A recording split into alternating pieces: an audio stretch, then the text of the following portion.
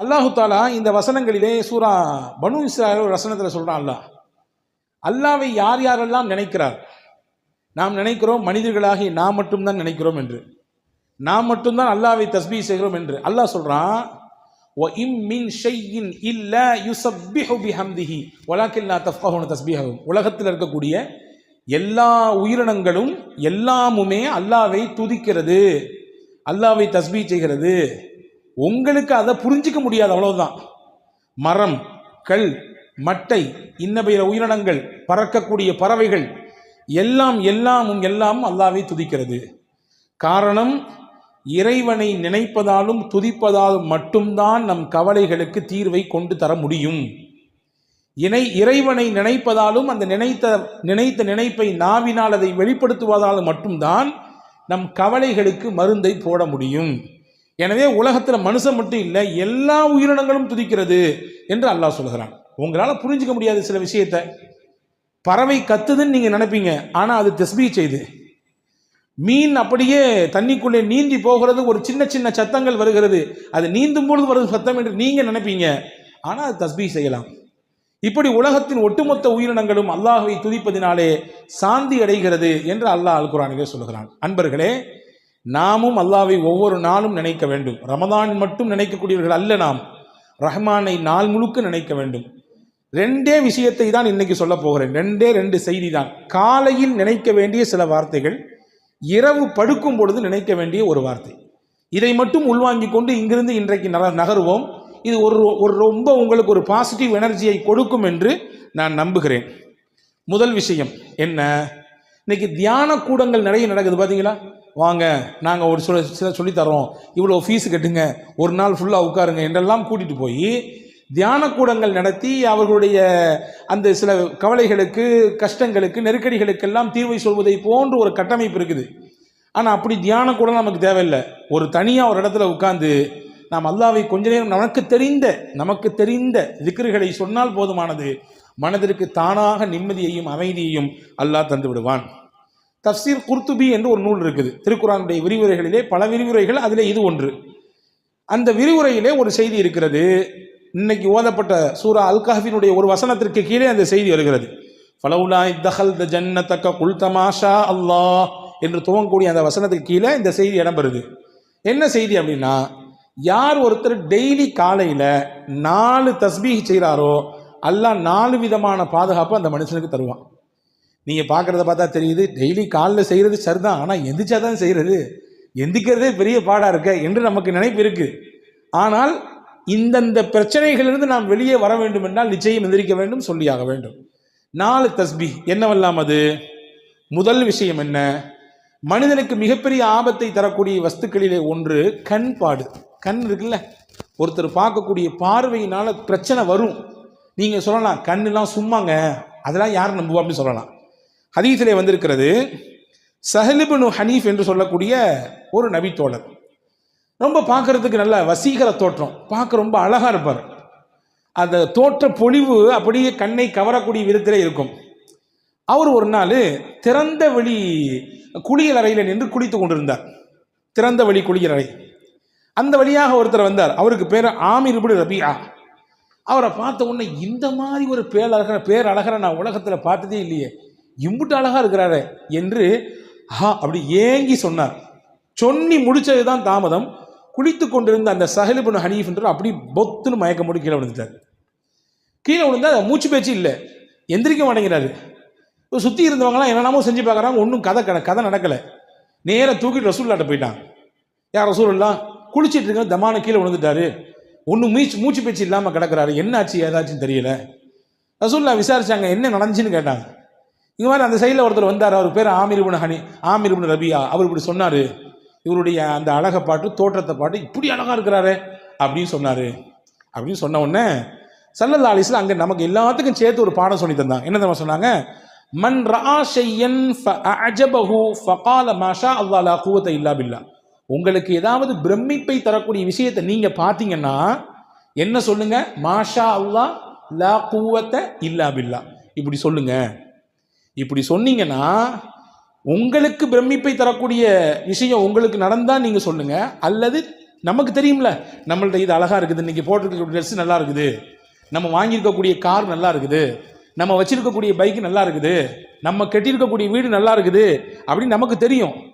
நீங்கள் எல்லாம் முடிச்சு இந்த விஷயத்தை செஞ்சுருங்க. மாஷா அல்லாஹ் லா குவத்த இல்லா பில்லா இப்படி சொல்லிட்டீங்கன்னா என்ன நடக்கும்? கண் பாடிலிருந்து என்ன பிரச்சனை ஏற்படுமோ அதெல்லாம் ஏற்படாது. கண்ணினால் என்ன பிரச்சனை ஏற்படுமோ அது ஏற்படாது. இதை சொல்லிவிடுங்கள் என்று பெருமானா ஸல்லல்லாஹு அலைஹி வஸல்லம் சொல்லிட்டு அடுத்து நடந்தது தான் செய்தி. இந்த ஆமீர் பின் ரபியாவை பக்கத்தில் கூப்பிட்டு அவரை ஒது செய்ய சொன்னாங்க. தண்ணீரை வச்சு ஒது செய்ய சொன்னாங்க. அவருடைய முகம், கை, கால் எல்லாத்தையும் கழுகினார். ஒரு அறிவிப்பிலே வந்திருக்கு, அவருடைய உடலை முழுக்க கழுக சொன்னார்கள். கழுகி அந்த தண்ணீரை தூக்கி அந்த படுத்து கிடந்தார், மூச்சு பேச்சு இல்லாமல் அவர் மேலே அப்படி ஊற்றி விட்டாங்க. டபார்னு முடிச்சுட்டாரு. மற்ற தண்ணியெல்லாம் அடித்து பார்க்குறாங்க, முடிக்கல. இவருடைய உடம்பிலிருந்து பட்டு வந்த நீரை தூக்கி ஊற்றினார்கள். மயங்கி கிடந்த அந்த ஸஹல் இப்னு ஹனீஃப் என்ற சஹாபி எழுந்தார். பெருமானா ஸல்லல்லாஹு அலைஹி வஸல்லம் லில் ஐனி ஹக்குன், கண்ணுக்கும் சில விஷயங்கள் இருக்கிறது, எனவே அந்த விஷயத்தில் நீங்கள் கவனமாக இருங்கள் என்று பெருமானா ஸல்லல்லாஹு அலைஹி வஸல்லம் சொல்லி தந்தாங்க. எனவே தான் நம்முடைய முன்னோர்கள் எல்லாம் வீடுகளுக்கு முன்னால் சில வாசகங்களை பொறித்திருப்பார்கள். வஹப் பின் முனப்பஹ் என்று சொல்லக்கூடிய மிகச்சிறந்த மார்க்க அறிஞர்களில் கட்டுப்பட்ட தாபீன்களுடைய வரிசையில் வரக்கூடியவர், அவருடைய வீட்டுக்கு முன்னாடி எழுதி போட்டிருப்பாராம். என்ன இதை? மாஷா அல்லாஹ் லா குவத்த இல்லா பில்லா. ஏன் எழுதி போட்டிருக்காரு? யாருடைய கண்ணும் வீட்டிலே இருக்கக்கூடிய நபர்களுக்கோ அல்லது வீட்டிலே இருக்கக்கூடிய பொருளை வந்து பார்த்ததற்கு பிறகோ ஏற்பட்டு விடக்கூடாது என்கின்ற அச்சத்திலே அப்படி எழுதி போட்டிருப்பார் என்பதாக வரலாற்று குறிப்புகள் இருக்கிறது. எனவே காலையில் எழுந்தவுடன் முதலில் நாம் மாஷா அல்லாஹ் லா குவத்த இல்லா பில்லா சொல்லிவிட வேண்டும். ஏன்னா உலகத்தில் நல்ல பார்வையோடு பார்க்கறத விட கொஞ்சம் அப்படி இப்படி பார்க்குறவங்க தான் நிறைய. இதுதான் யதார்த்தம், அதை புரிஞ்சுக்கணும். ஒரு ஊர் வழியில் ஒரு பாதையில் ஒருத்தர் நடந்து போய்கிட்டே இருந்தாராமா. போய்கிட்டே இருந்த உடனே ஒரு குளத்து ஓரத்தில் ஒருத்தர் நீச்சல் தெரியாமல் அப்படியே அங்கிட்டு இங்கிட்டும் தத்தளிச்சுக்கிட்டு இருக்கிறாரு. இந்த நடந்து வந்தவருக்கு நீச்சல் தெரியும். டபார்னு குதிச்சாரு. குதிச்சு அந்த தத்தளித்து கொண்டு போகிற தூக்கி கொண்டு வெளியே கொண்டு விட்டார். இன்னொருத்தர் அந்த வழியாக வந்தார். ஏன் இப்படி என்னாச்சு திடீர்னு தூக்கிட்டே அப்படின்னு கேட்ட உடனே அவர் சொன்னார், அந்த போர்டை பார்த்தியா? என்ன போர்டில் எழுதியிருக்கு? யாராவது இந்த குளத்திலே தவறி விழுந்து நீச்சல் தெரியாமல் தத்தளித்து கொண்டிருந்தால் அவர்களை யாராவது காப்பாற்றி விட்டால் அவருக்கு 500 ரூபாய் பரிசு, அதனால தான் செஞ்சேன் அப்படின்னாரா இவர். வந்தவர் சொன்னாரா, அந்த பக்கம் ஒரு போர்டு இருக்குது, அதை பார்த்தியா? ஏன் என்னது? அங்கே எழுதிருந்துச்சு, யாராவது இந்த குளத்திலே விழுந்து இறந்து விட்டால் அந்த பாடியை தூக்கி வெளியே போட்டால் அவங்களுக்கு 5000 ரூபாய் பரிசு. இவன் சொன்னானா, நான் முதல்ல பார்த்துருந்து அதை செஞ்சிருப்பேனே அப்படின்னானா. நான் முதல்ல அந்த போர்டை பார்த்துருந்து அந்த வேலையை செஞ்சுருப்பேன், இதை முதல்ல பார்த்து தொலைஞ்சிட்டேன். இதுதான் யதார்த்தம். நிறைய நபர்களுடைய நினைப்பு இப்படி தான் இருக்கிறது. எனவே நாம் கண்ணிலிருந்து பாதுகாப்பு பெறுவதற்கு முதல் விஷயமாக இதை நாம் சொல்லிக்கொள்ள வேண்டும். 1. 2வது, ஷைத்தானுடைய தீங்கிலிருந்து பாதுகாப்பு பெறுவதற்கு பெருமானா ஸல்லல்லாஹு அலைஹி வஸல்லம் ஒன்று கற்றுக் கொடுத்தாங்க. அதுதான் ஹஸ்புனல்லாஹு வ நிஅமல் வக்கீல். எல்லாத்துக்கும் தெரிஞ்ச ஒரு திக்ரு தான் இது. புதுசாக நான் ஒன்று நான் சொல்லித்தரல. ஹஸ்புனல்லாஹு வ நிஅமல் வக்கீல் என்பது ஹஜ்ரத் சையதுனா இப்ராஹிம் அலைஹிஸ்ஸலாம் சொன்ன வார்த்தை. இப்ராஹிம் அலைஹிஸ்ஸலாம் சொன்ன வார்த்தை அது. ஹஸ்பி அல்லாஹு வ நிஅமல் வக்கீல் அவங்க சொன்னாங்க. இப்போ நம்ம சொல்லும் பொழுது ஹஸ்புனல்லாஹு வ நிஅமல் வக்கீல் என்று சொல்வதனால என்ற பெரிய அர்த்த வேறுபாடு வராது. இதை சொல்ல வேண்டும். இப்படி சொன்னால் அல்லாஹ் ஷைத்தானுடைய தீங்கிலிருந்து அந்த நாள் முழுக்க அவரை பாதுகாப்பான். ஷைத்தானின் தீங்கு என்பது ரொம்ப ஆபத்தானது. ஹாரூன் ரஷீத் பாஷா இருந்தாங்க ஒருத்தவங்க, ரொம்ப முக்கியமான மன்னர்களில் ஒருவர், ஜனாதிபதி. அவர் உமையாக்களினுடைய ஆட்சியில் முக்கியமான ஒரு ஜனாதிபதி, பெரிய பெரிய பரப்பளவை ஆட்சி செய்த மன்னர் ஹாரூன் ரஷீத் பாஷா. ஒரு நாள் அவர் தூங்கிட்டு இருந்தார். காலையில் ஃபஜருடைய நேரம், அரண்மனையில் தூங்கிட்டு இருக்காரு. வெளியிலேருந்து அவர் பேரை சொல்லி யாரோ சத்தம் கொடுக்காங்க, ஹாரூன் ஹாரூன் ஹாரூன், எந்திரிங்க எந்திரிங்க, நேரம் ஆச்சு, ஃபஜர் தொழுங்கன்னு. இப்போ இந்த மன்னருக்கு ஆச்சரியம், நம்ம பேரை சொல்லி இவ்வளவு துணிச்சலாக யாருப்பா கூப்பிட்றா அப்படின்னு சொல்லி வெளியே வந்து பார்த்தாங்க. ஒருத்தர் நின்னாரு. நீ யார்? நீயே இந்த நாட்டினுடைய மன்னர், நான் இவ்வளோ பெரிய பரப்பளவை ஆட்சி செய்யக்கூடியவன், என்னையை பார்த்து பேர் சொல்லி கூப்பிடுறிய, யார் நீன்னு கேட்டாங்க. அப்போ ஹாரூன் ரஷீத் பாஷா சொன்னால், நான் தான் ஷைத்தான் அப்படின்னா. அவன், நீ எழுப்பி விட மாட்டியப்பா, நீ வந்து தூங்க தானே வைப்ப, நல்லா தூங்கு, ஃபர்குது, இன்னும் நேரம் நிறைய இருக்குது, இன்னும் தூங்குன்னு சொல்கிற ஆள் தானே நீ, என்னை எழுப்பி விட்டுடி எப்படின்னு கேட்டாங்க ஹாரூன் ரஷீத் பாஷா. அவன் சொன்னானம்மா, 2 நாளைக்கு முன்னாடி ஃபஜர் தொழாமல் நீங்கள் தூங்கிட்டீங்க, எந்திரிச்சு உட்காந்து ஃபஜர் தொழுகலையேன்னு சொல்லி வருத்தப்பட்டு அழுது அன்னைக்கு ஃபுல்லாக அல்லாட்ட மன்னிப்பு கேட்டீங்க. நீங்கள் ஃபஜர் தொழுதுருந்தா கூட இப்படி பெரிய நன்மை அல்லாஹ் உங்களுக்கு தந்திருப்பான் போல தெரியல. ஆனால் ஃபஜர் தொழாமல் அம்பிட்டு தூரம் அழுது கண்ணீர் விட்டு அல்லாட்ட மன்னிப்பு கேட்டீங்கல்ல, உங்களுக்கு நிறைய நன்மை அல்லாஹ் கொடுத்துட்டான் அப்படின்னு சொல்லிட்டு சைத்தான் சொன்னானா. அதனால தான் அது கிடைக்கக்கூடாது அப்படின்றதுக்காண்டி இது கிடைச்சா கூட பரவாயில்ல அப்படின்னு நினச்சி இந்த வேலை செஞ்சேன் அப்படின்னு சொல்லி சைத்தான் சொன்னானா. இதை நீங்கள் தப்பாக புரிஞ்சுட்டு சரி அஜர் தொலாட்டியும் பரவாயில்ல போல தெரியுது, எந்திரிச்சு உட்காந்து 2 சொட்டு கண்ணி விட்டா போதுமானது, அஜரத்தே சொல்லிட்டாருன்னு நினச்சி நீங்கள் தப்பாக கணக்கு போடக்கூடாது. யதார்த்தத்தை சொல்கிறேன். ஷைத்தானுடைய நிலைப்பாடு எப்படி இருக்கும் என்றால், எப்படி ஒரு மனிதனை திசை திருப்பலாம், வழிகெடுக்கலாம் என்றே சிந்திப்பான். அப்போ அவனுடைய தீங்கிலிருந்து நாம் பாதுகாப்பு பெற வேண்டும் என்றால் டெய்லி காலையில் ஹஸ்புன் அல்லாஹு வ நிஅமல் வக்கீல் என்பதை ஓதிக்கொள்ள வேண்டும் என்று அறிஞர்கள் சொல்கிறார்கள். இது 2. 3வது, இது மட்டும்தான் நாம் கொஞ்சம் தெரியாத ஒன்று, திருக்குர்ஆனுடைய ஒரு வசனம், அந்த வசனத்தினுடைய ஒரு துண்டு. இதை டெய்லி ஒரு தடவை ஒரே ஒரு டைம் ஓதினா போதும். என்னது அது? வ உஃபவ்விது அம்ரி இலல்லாஹ். அவ்வளோதான். வ உஃபவ்விது அம்ரி இலல்லாஹ். 4 வார்த்தைகள் தான். என்னுடைய மொத்த பொறுப்பையும் அல்லாஹ்விடத்திலே ஒப்படைத்து விடுகிறேன். இதுதான் இதனுடைய பொருள். இதை ஓதுனா என்ன கிடைக்கும்? மனிதர்கள் என்ன மாதிரியான தீங்கெல்லாம் செய்வார்களோ அந்த தீங்கின் மொத்தத்திலிருந்தும் அல்லாஹ் நம்மை பாதுகாப்பான். இதனுடைய இன்னொரு ரகசியத்தை சொல்கிறேன் கேட்டுங்க. நம்முடைய பிள்ளைகளை நாம் வெளியே அனுப்புகிறோம், காலேஜுக்கு அனுப்புகிறோம், பள்ளிக்கூடங்களுக்கு அனுப்புகிறோம். நம்ம வீட்டினுடைய பெண்கள் வெளியே போகிறார்கள், வேலைகளுக்கு போகிறோம். நம்முடைய பிள்ளைகள் வேலைக்கு போகிறார்கள், வெளிநாடுகளுக்கு போகிறார்கள். போகும் பொழுது யார் இந்த ஆயத்தை ஓதி அவர்களுக்கு பாதுகாப்பாக அல்லாஹ் இருப்பான் என்று சொல்லி அனுப்புகிறார்களோ அல்லாஹ்வுடைய ஈமானையும் பாதுகாப்பான், அவருடைய ஒழுக்கத்தையும் அல்லாஹ் பாதுகாப்பான். இன்னைக்கு காலகட்டத்தில் 2மே மிகப்பெரிய சவாலான விஷயம். ஈமானை பாதுகாக்கிறதும் பெரிய சவால், ஒழுக்கத்தை பாதுகாப்பதும் மிகப்பெரிய சவாலாக இருக்கிறது இல்லையா? ஒழுங்கீனமான காட்சிகள் எத்தனை நடக்குது பார்க்குறோமா இல்லையா? எக்கச்சக்கமான காரியங்களிலே இன்றைக்கு இலசுகள் சிக்கி தங்களுடைய எதிர்காலத்தை சின்னாபின்னப்படுத்திக் கொள்கிறார்களே, பார்க்கிறோமா இல்லையா? எனவே இதை ஓதி விட வேண்டும். ஓதினால் அல்லாஹ் மனிதர்களிடத்திலிருந்து கூடாத நட்பு கேடாய் முடியும் சொல்லுவாங்களே, அந்த மாதிரியான கூடாத நட்புகளிலிருந்து, கூடாத சகவாசத்திலிருந்து என்னென்ன தீங்குகள் வருமோ அந்த தீங்கை எல்லாம் அல்லாஹ் பாதுகாப்பான். காரணம், இந்த வசனத்தினுடைய அடுத்த பகுதி சொல்கிறது, இன்னல்லாஹ பசீரும் பில் இபாத். அல்லாஹ் தன் அடியார்களை உற்று நோக்கக்கூடியவனாக இருக்கிறான், கண்காணிச்சுட்டே இருக்கான். இப்போ இதை நீங்கள் ஓதுனீங்கன்னா நிச்சயமாக அல்லாஹ்வின் வளையத்திற்குள்ளே நாம் இருப்போம். நாம் யாரை வெளியே அனுப்புகிறோமோ அவர்கள் இருப்பார்கள். இது 3வது. 4வது விஷயம் என்ன? காலைல எந்திரிச்சவன சொல்ல வேண்டியது, ஹதரத் சையதுனா யூனுஸ் அலைஹிஸ்ஸலாம் சொன்ன ஒரு கலிமா. என்ன கலிமா அது? சொல்ல தானே நீங்கள் இருக்கிறீங்க, நீங்கள் சொல்லிதாங்க என்று நீங்கள் கேட்கறது புரியுது. லா இலாஹ இல்லா அன்த சுபஹானக இன்னி குன்து மினல் ஸாலிமீன். இது ஒரே ஒரு தடவை காலை ஓதினால் என்ன கிடைக்கும்? இன்னைக்கு உச்சகட்டமான நோயாக இருக்கக்கூடிய எல்லாத்துக்கும் இருக்கு, சின்ன பிள்ளையிலிருந்து வயசான பெரியவங்களே இருக்குது. என்ன? கவலை கவலை கவலை, எதையாவது நினைச்சு கவலை, எதையாவது நினைச்சு புலம்படி இல்லையா? அந்த கவலைகளிலிருந்தெல்லாம் அல்லாஹு தஆலா வெளியே கொண்டு வருவான் மனிதனை. ஹஜ்ரத் யூனுஸ் அலைஹிஸ்ஸலாமுக்கும் கவலை இருந்தது. அல்லாஹ் குர்ஆனிலே சொல்கிறான், வ கதாலிக நுன்ஜில் முஃமினீன். ஹஜ்ரத் யூனுஸ் அலைஹிஸ்ஸலாம் மீன் வயிற்றுக்குள்ளே இருந்தார்கள், ஒரு விஷயம் செய்யக்கூடாது, அதை செய்தார்கள். அல்லாஹ் ஒரு சின்ன மாற்றத்தை கொடுக்க நினைத்தான், மீன் வயிற்றுக்குள்ளே வைத்தான். 40 நாட்கள் இருந்தார்கள். அவர்கள் 3 இருளிலே சிக்கி இருந்தார்கள். கடலின் ஆழம், கடல், இன்னொன்று மீன் வயிறு. அங்கே இருந்து கொண்டுதான் இந்த கலிமாவை ஓதினார்கள்.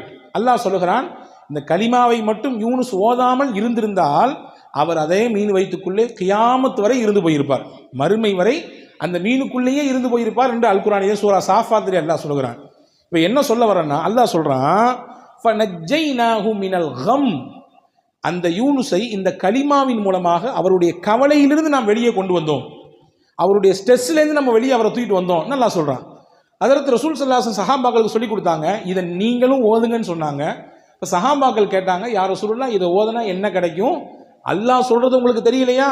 கதாலிக நுன்ஜில் மூமினீன், அவ்வாறே மூமின்களையும் நாம் பாதுகாப்போம், மூமின்களுக்கும் கவலையிலிருந்து வெளியே கொண்டு வருவோம் என்று அல்லாஹ் சொல்றானே, அது உங்களுக்கு புரியலையான்னு கேட்டாங்க ஸல்லல்லாஹு அலைஹி வஸல்லம்.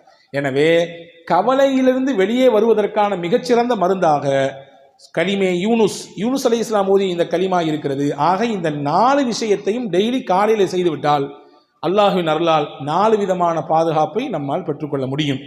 முதல்ல சொல்றா, ரீவைண்டிங் பண்ணட்டுமா?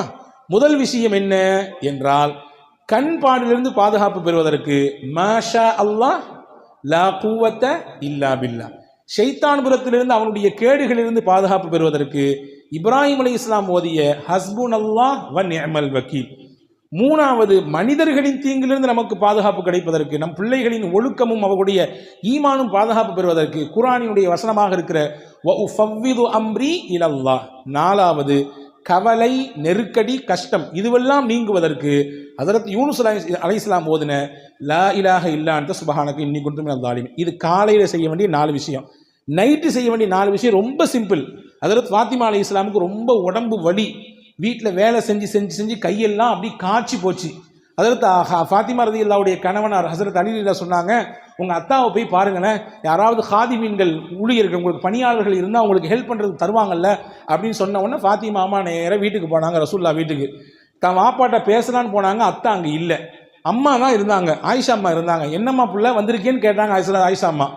ஹஜ்ரத் ஃபாத்திமா அம்மா சொன்னாங்க, இதுதான் கதை, கையெல்லாம் காய்ச்சி போச்சு, வீட்டில் ஆள் இல்லை ஹெல்ப்புக்கு, ரொம்ப கஷ்டமாக இருக்குன்னு சொன்ன உடனே ரசூலுல்லாஹ்ட்ட சொல்லி ஏதாவது பணியாளர் கிடைத்தால் நன்றாக இருக்குமே என்று கேட்டுவிட்டு போக வந்தேன். வாப்பா இல்லைம்மா, வந்த உடனே நான் கதையை சொல்கிறேன். ஹஜ்ரத் ஃபாத்திமா போன பின்னாடி ரசூலுல்லாஹ் கொஞ்ச நேரம் பின்னாடி வந்தாங்க. ஹஜ்ரத் ஆயிஷா அம்மா கதையை சொன்னாங்க. ரசூலுல்லாஹ் வீட்டில் கூட உட்காரல, மகளாச்சே, ரொம்ப பிரியமான பிள்ளையாச்சே, கிளம்பி நேராக போயிட்டாங்க. ஹஜ்ரத் ஆயிஷா அம்மா ஹஜ்ரத் ஃபாத்திமா அம்மா வீட்டுக்கு போயிட்டாங்க. ஃபாத்திமா ரலியல்லாஹு தஆலா அன்ஹா அவர்களும் அலி ரலியல்லாஹும் கட்டில் இருக்கிறார்கள். ரசூலுல்லாஹ் 2 பேத்துக்கு நடு சபை உட்காந்துட்டாங்க. உட்காந்துட்டு சொன்னாங்க, உங்களுக்கு பணியாளர் கேட்பதாக நீங்கள் கேட்டதாக வந்த செய்தி எனக்கு வந்துச்சு, நான் அதை விட சிறப்பான ஒன்றை உங்களுக்கு சொல்லித்தரேன். டெய்லி நீங்கள் இதை ஃபாலோ பண்ணீங்கன்னா உங்கள் உடலில் எவ்வளவு பெரிய களைப்பு இருந்தாலும், எவ்வளவு பெரிய சோர்வு இருந்தாலும், மனசில் எவ்வளவு பெரிய பாரம் இருந்தாலும், உடலுக்கும் மனதிற்கும் சேர்த்து ரசூலுல்லாஹ் சொன்னாங்க.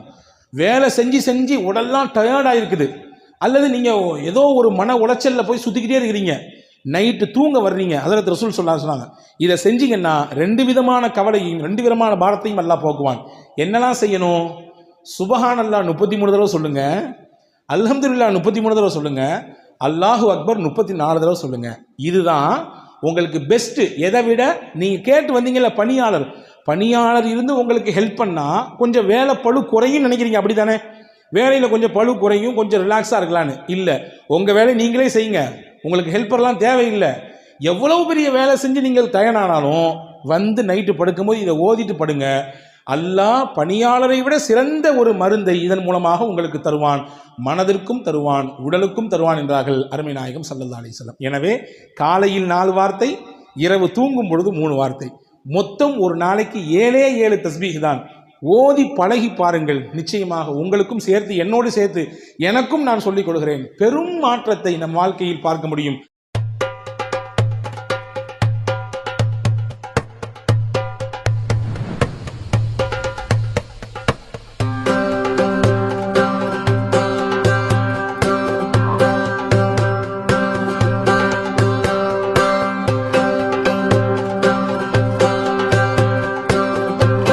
Kareem's Biryani Paradise at Liberty and Catering Services, கோடம்பாக்கத்தின் அறுசுவை அடையாளம்.